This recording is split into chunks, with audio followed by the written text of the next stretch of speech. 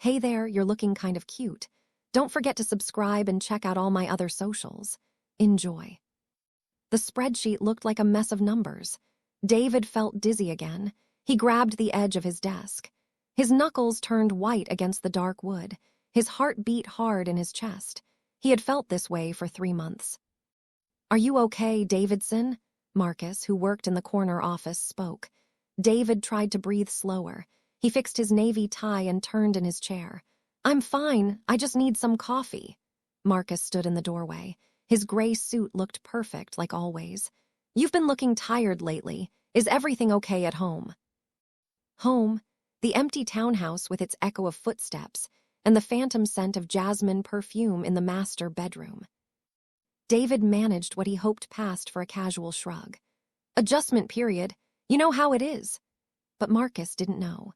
Nobody at Whitmore and Associates knew about the divorce papers signed 6 months ago, or the panic attacks that started when the firm lost the Henderson account, the account David had managed for 12 years before that calculation error cost them millions. "Take care of yourself." Marcus disappeared down the hallway. David waited until the footsteps faded before reaching into his desk drawer. The prescription bottle rattled as his hands shook. Dr. Patel had prescribed these 2 weeks ago after David finally admitted he couldn't function anymore. Anxiolytic, she'd called it.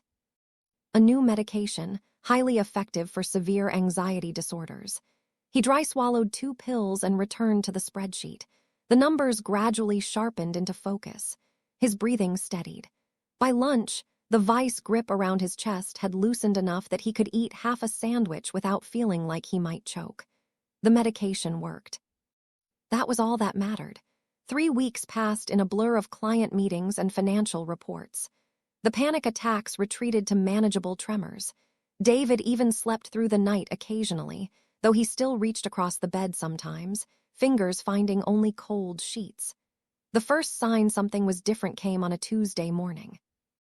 David stood before his bathroom mirror, electric razor buzzing, when he noticed his jawline looked softer. He leaned closer, studying his reflection. The harsh angles that had always defined his face seemed gentler somehow. Probably just the better sleep, he reasoned. Less stress showing. He dressed in his usual charcoal suit and headed to work. Nobody commented on any changes. Why would they? David had perfected the art of workplace invisibility since the Henderson disaster. Keep your head down, do the work, go home. Simple, but the changes accelerated. Within another month, David's dress shirts hung loose across his shoulders. His wedding ring, which he still wore out of habit, slipped off one morning while he washed dishes. When he held it up to the kitchen light, the gold band looked impossibly large. "You're losing too much weight," Dr. Patel observed during his follow-up appointment. She frowned at her tablet, scrolling through his file. "Have you experienced any unusual side effects from the medication?" David hesitated. How could he explain that his body felt foreign, like he was wearing an ill-fitting costume? That his skin had grown so soft he'd switched to a gentler soap? That his hair, once thinning at the crown, now fell thick and lustrous past his collar? "Just the weight loss, but I feel better, much better. The anxiety manageable." She made notes on her tablet. "Let's continue the current dosage, but I want you eating more, 3 full meals a day." David promised he would try. The real crisis came 2 months later. David stood in the department store dressing room, fluorescent lights harsh overhead, trying on his 5th pair of pants. Nothing fit right anymore. His hips had changed, widened somehow. The fabric pulled in all the wrong places. "Sir, everything okay in there?" The sales associate's voice jolted him. David stared at his reflection, at the stranger staring back. His face had transformed beyond recognition, cheekbones higher, nose smaller, lips fuller. His auburn hair cascaded past his shoulders now, despite his attempts to keep it short. Every barber appointment seemed pointless. It grew back within days. "I'm fine, just nothing fits right. Would you like me to bring different sizes? Maybe something from our women's section. We have some lovely professional wear that might." "No." The word came out sharper than intended. David softened his tone. "No, thank you, I'll figure it out." He left without buying anything. That night, David sat at his kitchen table with his laptop open. The search bar blinked accusingly. Finally, he typed, medication causing physical changes, male to female. The results made his stomach drop. Rare side effect, hormonal disruption, irreversible changes after extended use. Contact your physician immediately. David closed the laptop. He couldn't stop taking the medication. Not when it was the only thing keeping the panic attacks at bay. Not when he'd finally started feeling human again after the divorce and the career nosedive. He'd figure something out. The solution came to him during another sleepless night. If his body was changing, if people were starting to notice and ask questions, then he needed to control the narrative, make it look intentional, planned. The next morning, David called in sick to work. He drove 2 towns over where nobody would recognize him and parked outside a clothing boutique. His hands gripped the steering wheel. This was insane. But what choice did he have? Show up to work tomorrow in his ill-fitting suits and field questions he couldn't answer. Risk someone discovering his medical situation. The boutique smelled like vanilla and something floral. Soft jazz played overhead. David moved through the racks like a ghost, fingers trailing over fabrics he'd never imagined touching. "Can I help you find something?" The saleswoman appeared at his elbow. Young, early 20s, with a genuine smile that didn't falter when she took in his appearance. David had worn his loosest jeans and an oversized hoodie, but he knew what she saw. The delicate features, the long auburn hair he'd pulled back in a ponytail, the body that no longer matched the masculine clothes. "I need, professional attire for work. I'm transitioning." The lie fell out easier than expected. The saleswoman's smile widened. "Of course, let's get you measured and find something perfect." "I'm Emma, by the way." Emma proved efficient and kind. She brought blazers in navy and black, silk blouses in cream and powder blue, pencil skirts that hit just below the knee. Professional, conservative, nothing that would draw undue attention. "The fit is beautiful," Emma said as she had to think of herself as she now stood before the 3-way mirror. The navy blazer nipped in at the waist. The cream blouse lay smooth across her chest. The charcoal skirt made her legs look longer. "You'll need proper undergarments, too. Let me grab some options." She returned with bags full of clothes, more than she'd intended to buy, but Emma had been so helpful, so accepting. The total made her credit card weep. But what was money compared to maintaining her career, to keeping the questions at bay? Back home, she laid everything out on the bed. Tomorrow, she'd return to work as what? Still David. That name felt like a suit 3 sizes too big. Now she practiced in the mirror that night, walking in the low heels Emma had insisted were essential. Sitting with her knees together, applying the minimal makeup, just foundation to even her skin tone, mascara to define her eyes, lip gloss for color, nothing dramatic. Nothing that screamed, "Look at me." "My name is," she paused. David was impossible now. But what else? It needed to be close enough that people might accept it as a simple change, an evolution rather than a revolution. "Diane, my name is Diane." The next morning arrived too quickly. Diane dressed carefully, the navy blazer, cream blouse, charcoal skirt. She styled her auburn hair in a low bun, professional and contained. The makeup went on easier than expected. Her hands barely shook. The drive to work felt both endless and too short. She parked in her usual spot, took a deep breath, and walked through the lobby. The security guard did a double take but said nothing. The elevator ride stretched into eternity. "Davidson, is that you?" Marcus stood by the coffee machine, mug frozen halfway to his lips. Others in the break room turned to stare. "It's Diane now, actually." Her voice came out steadier than expected, higher than before, but that had been changing for weeks. "I'm transitioning. I hope that won't be a problem." The silence stretched taut. Then Marcus set down his mug and crossed the room. For a horrible moment, Diane thought he might say something cruel. Instead, he extended his hand. "Well then, Diane, good to have you on the team." The handshake felt like a lifeline. Others followed Marcus's lead, some confused, some curious but professional. HR would need documentation. There would be forms to fill out, policies to review. But for now, Diane had bought herself time. The days blurred together. She refined her routine. Arrive early, stay late, let the work speak for itself. Some colleagues adjusted quickly, others stumbled over pronouns before catching themselves. A few whispered in corners, but Diane had endured worse after losing the Henderson account. "You seem happier," Patricia from accounting observed one afternoon. They sat in the conference room. Quarterly reports spread between them. "More yourself, I guess." Diane considered this. The anxiety medication still worked its magic, keeping the panic at manageable levels. But something else had shifted, too.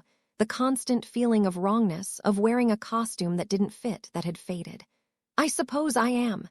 Patricia smiled and returned to the reports. No further questions, no prying, just acceptance. Weeks turned to months. Diane's body continued its transformation, but gradually now. Her curves filled out the professional dresses and skirts. Her face settled into its new configuration, softer, undeniably feminine. She kept her auburn hair long, but styled simply, nothing flashy, nothing that invited scrutiny.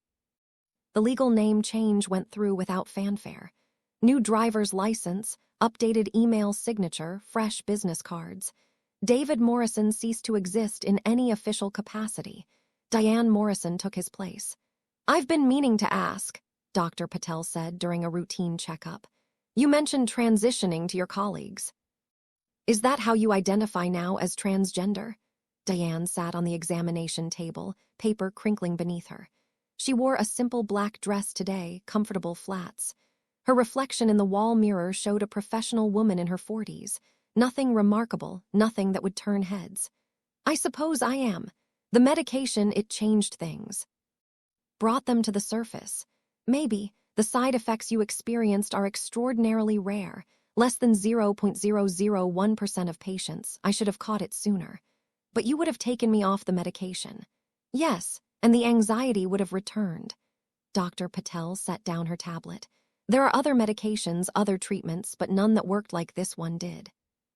None that gave me my life back."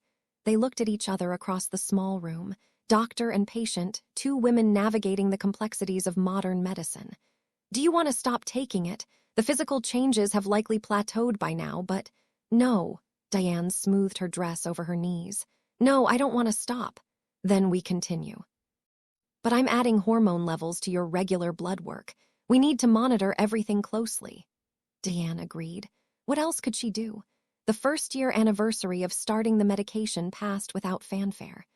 Diane marked it only by buying a new suit, a gorgeous plum number that Emma insisted brought out her eyes. Her wardrobe had expanded considerably, though she kept to professional styles. Nothing too feminine, nothing that might make clients uncomfortable. "You're up for the Baldwin account," Marcus announced one morning. He perched on the edge of her desk, a habit that had once annoyed David, but now felt friendly. "Big money, lots of responsibility. You sure you're ready?" The ghost of Henderson lurked in the corner of her vision. That spectacular failure that had started everything. The panic attacks, the medication, the transformation. But Diane wasn't David anymore.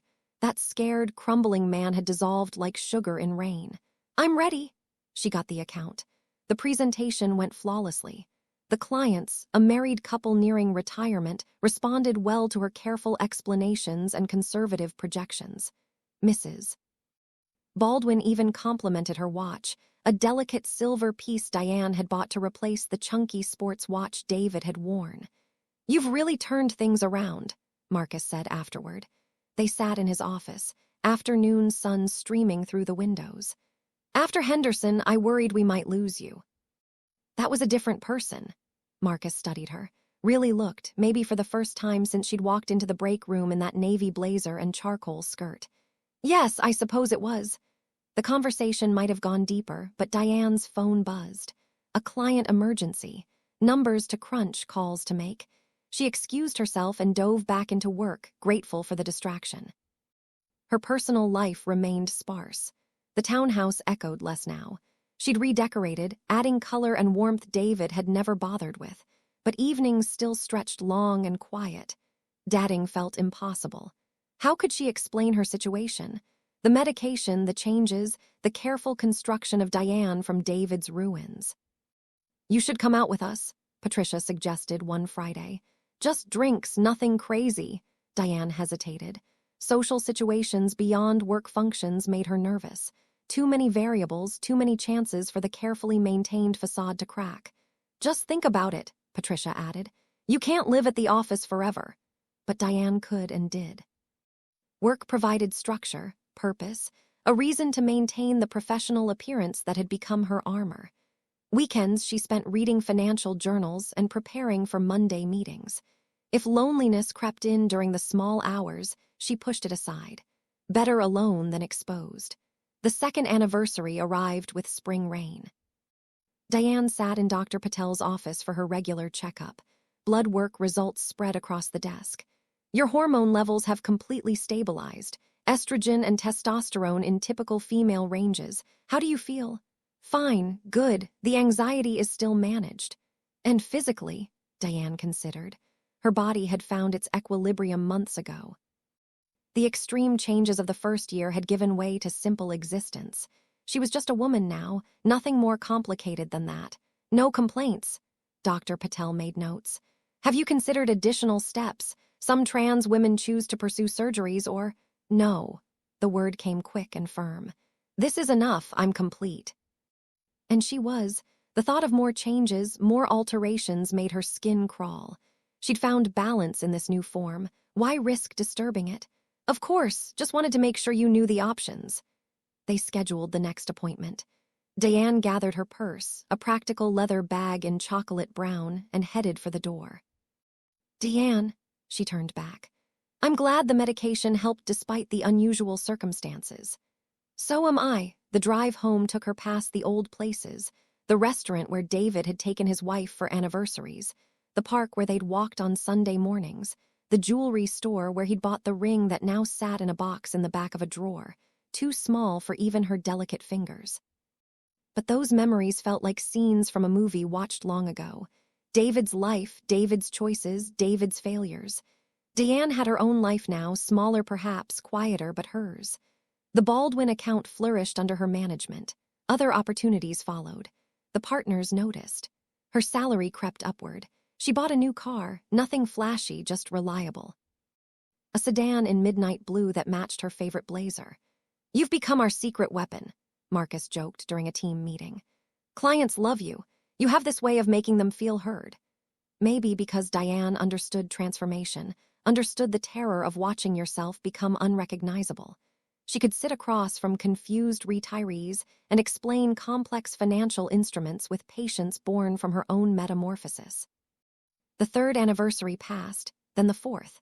Time blurred together in a routine of work and solitude. Diane refined her wardrobe, settling into a signature style, tailored pieces in jewel tones, minimal jewelry, low heels. She wore her auburn hair in a sleek bob now, professional, but softer than the severe bun of her early days. You never talk about yourself, Patricia observed. One afternoon, they'd grabbed lunch at the cafe across from the office, a rare social outing Diane had allowed herself. We've worked together for years, but I know almost nothing about your life outside these walls. Diane stirred her soup, watching the spoon create small whirlpools. There's not much to tell. Family, friends, hobbies, I keep to myself mostly. Focus on work. Patricia's expression suggested this wasn't a satisfactory answer, but she didn't push. That was the thing about carefully maintained professional distance. People learned not to dig too deep. The medication continued its quiet work. Diane's anxiety remained manageable, a background humming rather than a siren. She tried reducing the dosage once, experimenting on a long weekend. The panic had returned with vengeance, sending her to the bathroom floor, gasping and shaking. She'd resumed the full dose immediately. Dr. Patel had stopped suggesting alternatives. They both understood the bargain now. Diane's female body for David's mental stability, a trade she'd make again without hesitation. There's someone I'd like you to meet, Marcus announced. One morning, he stood in her office doorway with a younger woman, late 30s, sharp suit in forest green, confident posture. This is Rebecca Chen, our new senior accountant. I thought you could show her around. Rebecca's handshake was firm, her smile genuine. I've heard wonderful things about your work with the Baldwin account. Just doing my job. But Rebecca proved persistent in a way that reminded Diane of Emma from the boutique. Kind without being pitying, interested without prying. She asked about restaurants and local services. She complimented Diane's organization system. She brought coffee some mornings, remembering that Diane took hers with just a splash of cream. "You're good at this," Rebecca said one afternoon. They'd spent hours untangling a client's investment portfolio, working in comfortable synchronization. Not just the numbers, the people part. Diane aligned the papers on her desk, edges perfect. "Experience helps. How long have you been in finance?" 20 years. The number included David's time, but that distinction felt meaningless now. The knowledge had transferred even if everything else had changed. "Always at Whitmore the last 15 years. "Yes," Rebecca nodded, processing this information. She had a way of looking at people that suggested she saw more than they intended to share. But she never pushed past Diane's boundaries, never asked about the transition that everyone knew about but rarely mentioned anymore. The 5th anniversary of starting the medication arrived with summer heat. Diane marked it by deep cleaning her townhouse, finally tackling boxes she'd avoided for years. David's things mostly, old photos, university memorabilia, the detritus of a life abandoned. She found their wedding album at the bottom of a box. David stood young and hopeful in a rented tuxedo, his bride radiant beside him. They'd been so certain then, so sure their love could weather anything. The album went in the donation pile. No point keeping artifacts from someone else's life. "You seem lighter lately," Dr. Patel observed during her checkup. "Less guarded." "Do I?" "The anxiety?" "Still managed. No panic attacks in over a year." "And otherwise, how's life?" Diane considered. Life was work and quiet evenings, professional accomplishments and personal solitude. It wasn't the life David had planned. But then again, nothing had gone according to David's plans. "Stable, predictable. Is that enough?" The question lingered as Diane drove back to the office. Was it enough? This careful existence she'd built from necessity, this persona crafted to disguise an impossible transformation. "Want to grab dinner?" Rebecca appeared at her office door as the day wound down. "That new Italian place finally opened." Diane's automatic refusal died on her lips. Rebecca had been patient, kind, professional. Maybe one dinner wouldn't crack the facade. "Sure." Rebecca's smile lit up the room. The restaurant buzzed with opening week energy. They got a corner table, intimate but not uncomfortably so. Diane ordered conservatively, salad, grilled fish, sparkling water. Rebecca went for the pasta special and a glass of red wine. "So," Rebecca said after the waiter left, 20 years in finance, you must have started young." 22, right out of college, always knew what I wanted." Diane thought of David's business degree, chosen for stability rather than passion, of the steady climb through corporate ranks, of the life built on shoulds rather than wants. "I thought I did." Rebecca studied her over the wine glass. "But not anymore. Things change, people change." "That they do." The conversation flowed easier than expected. Work gossip, client stories, the challenges of managing other people's money, safe topics that skirted the edges of personal without diving deep. Diane found herself relaxing, shoulders dropping from their perpetual defensive hunch. "Can I ask you something?" Rebecca set down her fork, expression suddenly serious. "And you can absolutely tell me to mind my own business." Here it comes, Diane thought. The questions about the transition, the curiosity about her body, her choices, her carefully constructed life. "Are you happy?" The question caught Diane off guard. Not "Are you really trans?" Not "What's your real name?" Just "Are you happy?" "I'm stable." "That's not what I asked." Diane pushed salad around her plate. Happy felt too big, too dangerous to examine. Happy implied wanting things beyond mere survival. Happy meant risking the delicate balance she'd achieved. "I don't know." "Fair enough."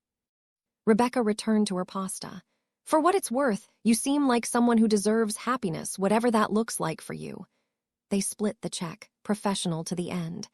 But when Rebecca suggested they do this again sometime, Diane found herself agreeing.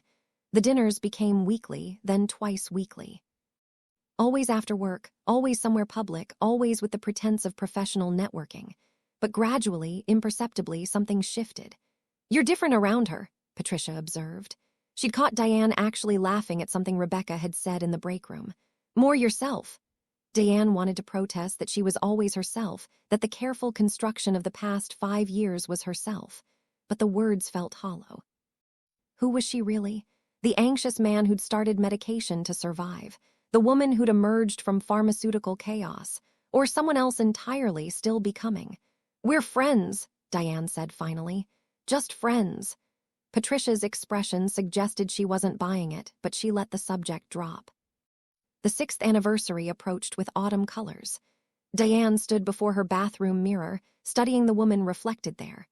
46 years old, auburn hair touched with silver at the temples, fine lines around green eyes, a face that had settled into itself, no longer shifting or changing. She'd stopped thinking of this body as foreign months ago, years maybe. It was just her body now, the body that moved through the world, that shook clients' hands, that carried her from meeting to meeting, the body that had saved her from drowning in panic. "You're wool gathering again." Rebecca's voice pulled her back to the present. They sat in Diane's living room.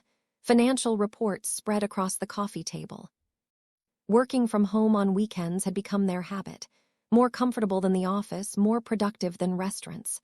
"Sorry, just thinking about," Diane gestured vaguely at herself. "Time, change, the usual existential crisis. It's your anniversary, isn't it, of starting transition?" They'd never discussed it directly, but Rebecca paid attention. Of course, she'd noticed the date's significance. 6 years. "Do you ever regret it?" The question should have felt invasive. Instead, it felt like release. Finally, someone asking what mattered instead of dancing around the edges. "No, never. Even with all the complications, the challenges, I couldn't go back. Wouldn't want to." Rebecca moved around the coffee table, settling beside Diane on the couch. "You know, when I first met you, Marcus pulled me aside, warned me you were private, that you'd transitioned a few years before, that I shouldn't pry." Sounds like Marcus. But the thing is, I wasn't curious about that part. I was curious about you, the person sitting in that office making magic with numbers. The woman who could calm panicked clients with a few words. That's who interested me. Diane's heart, that treacherous organ that had once hammered panic through her system, now beat quick for different reasons. "Rebecca, I know you keep people at a distance. I understand why. But I've been patient, Diane. I've been your friend, your colleague, your dinner companion, and I'd like to be more if you'll let me." The careful walls Diane had built trembled. 6 years of isolation. 6 years of managing alone. 6 years of believing that her transformation made her untouchable, unknowable, unlovable. "I don't know how to do this, how to be close with anyone." "We'll figure it out together if you want to."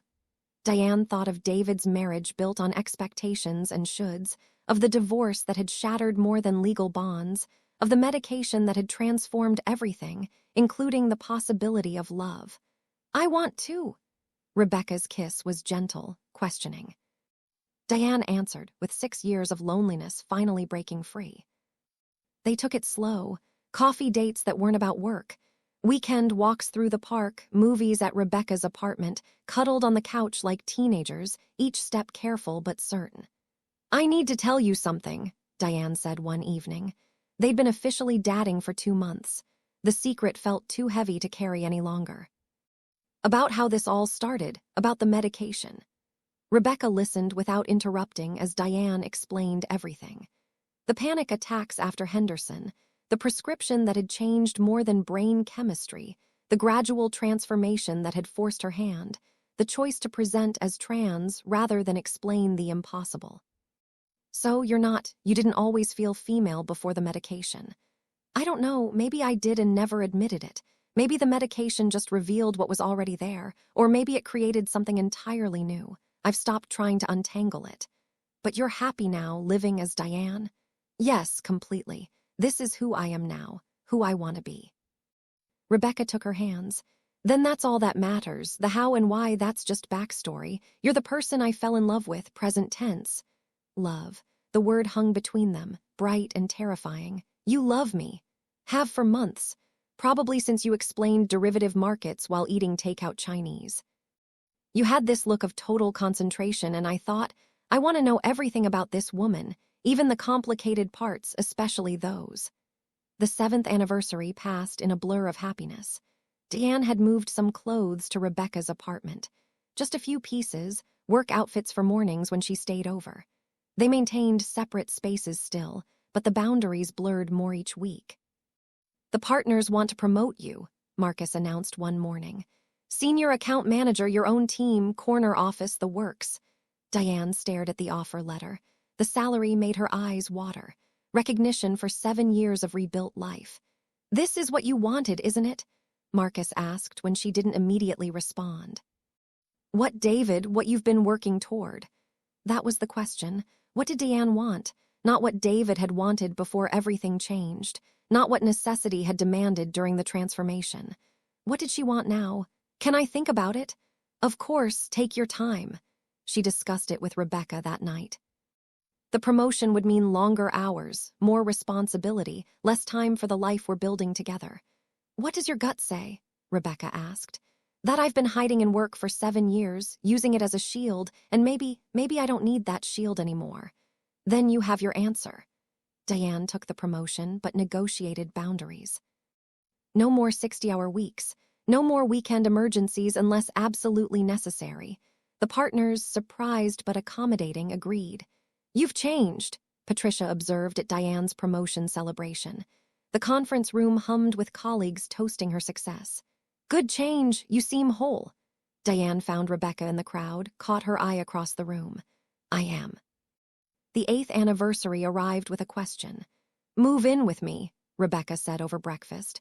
They sat in her sunny kitchen, Diane wearing one of Rebecca's t-shirts and her own comfortable jeans. Officially, completely, no more 2 apartments, no more deciding whose place to sleep at, just home together. Diane's chest tightened, but not with panic. This was different. Anticipation mixed with residual fear. 8 years ago, David had lost his home in the divorce. Could Diane build a new one? Yes. They found a house in the suburbs, nothing fancy, 3 bedrooms, 2 baths, a garden that needed work. But it had good bones, the realtor assured them. "Solid foundation, just like us," Rebecca joked, signing papers. Moving day revealed how little Diane had accumulated in 8 years. Clothes, of course, work files, the silver watch, a few pieces of furniture. The townhouse had been a way station, not a home. "We'll fill it together," Rebecca promised, surveying the empty rooms. And they did, slowly, carefully, with the same patience that had marked their courtship. Art for the walls, dishes that matched, a bed big enough for 2 people who'd learned to share space. "I need to renew my prescription," Diane mentioned one evening. They were unpacking books, debating shelf organization, annual checkup with Dr. Patel. "Want company?" No one had ever offered before. Diane had managed every medical appointment alone, every blood draw, every consultation about the medication that had rewritten her existence. "Would you?" "Of course." Dr. Patel's expression when Diane arrived with Rebecca was carefully neutral, but her eyes crinkled with something like approval. "This is Rebecca, my partner. Lovely to meet you." Dr. Patel shook hands, then turned to Diane. "Shall we do the usual, workup, the blood draw, the vitals, the questions about side effects and quality of life?" All routine after 8 years. But having Rebecca there, holding her hand during the blood draw made it feel different, less clinical, more like care. "Everything looks good," Dr. Patel announced, reviewing results. "Stable across the board, how's the anxiety?" "Managed. No panic attacks in over 3 years. And otherwise, life is good." Diane squeezed Rebecca's hand. "Life is very good." "Then we continue as we have been, though," Dr. Patel hesitated. "There are new medications now, ones that might manage your anxiety without the hormonal effects if you ever wanted to explore options." 8 years ago, that offer might have tempted her, the chance to return to something resembling David's body, to undo the transformation that had upended everything. "No, thank you. I'm good as I am." "I thought you might say that," Dr. Patel smiled. "Same time next year, then." They left the office hand in hand. Rebecca drove while Diane watched familiar streets pass by, the same route she'd driven countless times alone, everything the same but completely different. "No regrets?" Rebecca asked about not trying the new medications. "None. This is my body now, my life. I wouldn't change it, even though it started as a side effect. Something," Diane considered. The medication had transformed her. Yes, but into what? Not just a different body, a different person, someone capable of rebuilding after loss. Someone who could accept love when offered. Someone who could sit in a car with her partner and feel complete.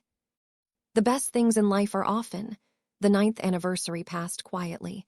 Diane in the garden, hands deep in soil, coaxing life from neglected beds. Rebecca on the porch with coffee and the crossword. Domestic in ways David had never managed to be. Henderson called, Rebecca said eventually. Wants to come back to the firm. Wants you specifically to manage their portfolio. Diane sat back on her heels. Henderson, the account that had started David's downward spiral, the failure that had triggered everything. Panic, medication, transformation. What did you tell them? That I'd pass along the message, but the decision is yours. Was it irony or poetry that they wanted her now? The woman who'd risen from David's ashes, the person shaped by their rejection. Set up a meeting. Let's see what they're offering. The Henderson representatives didn't recognize her. How could they? The anxious man who'd fumbled their numbers bore no resemblance to the polished woman who walked them through investment strategies.